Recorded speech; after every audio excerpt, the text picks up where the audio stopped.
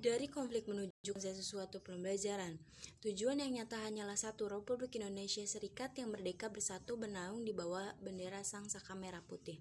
Bendera kebangsaan Indonesia sejak beribu-ribu tahun Soekarno dalam Konferensi BFO 1948. Salah satu guna sejarah adalah kegunaan edukatif. Maksudnya dengan mempelajari sejarah, maka orang bisa mengambil hikmah pengalaman yang pernah dilakukan di masa lampau yang tentu saja dapat dikaitkan dengan masa sekarang.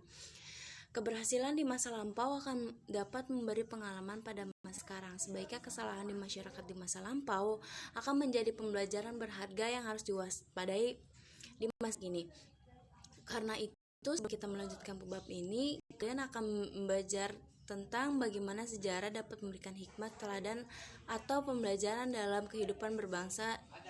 Ada baiknya bila kita coba mengingat kembali materi bab sebelumnya. Cobalah kalian baca kembali uraian bab 1, lalu lakukan analisis.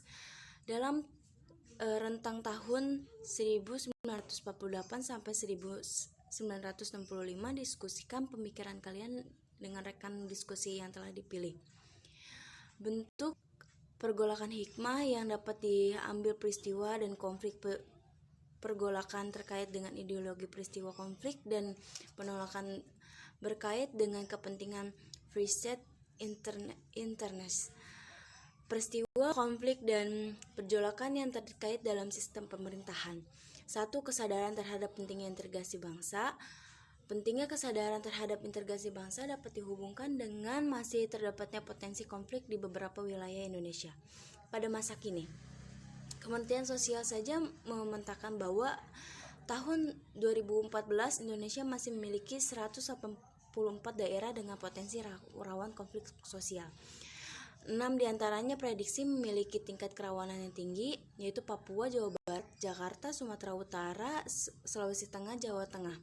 Maka ada sebaiknya bila kita coba kembali renungkan apa yang pernah ditulis oleh Muhammad Atta pada tahun 1932 tentang persatuan bangsa menurutnya.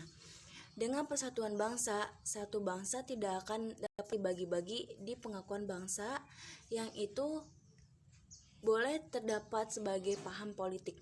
Tapi kalau hanya Mahabaya, di sanalah tempat kita menunjukkan persatuan hati. Kita harus berdiri berbaris dan menyusun persatuan dan menolak persetanan.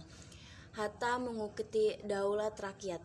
Konflik bahkan bukan saja dapat mengancam persatuan bangsa, kita juga harus menyadari betapa konflik menimbulkan banyak korban dan kerugian. Sejarah telah memberitahu kita bagaimana pemberontakan yang pernah terjadi pada masa tahun 1948 hingga 1965. Setelah menewaskan banyak korban sekali manusia, ribuan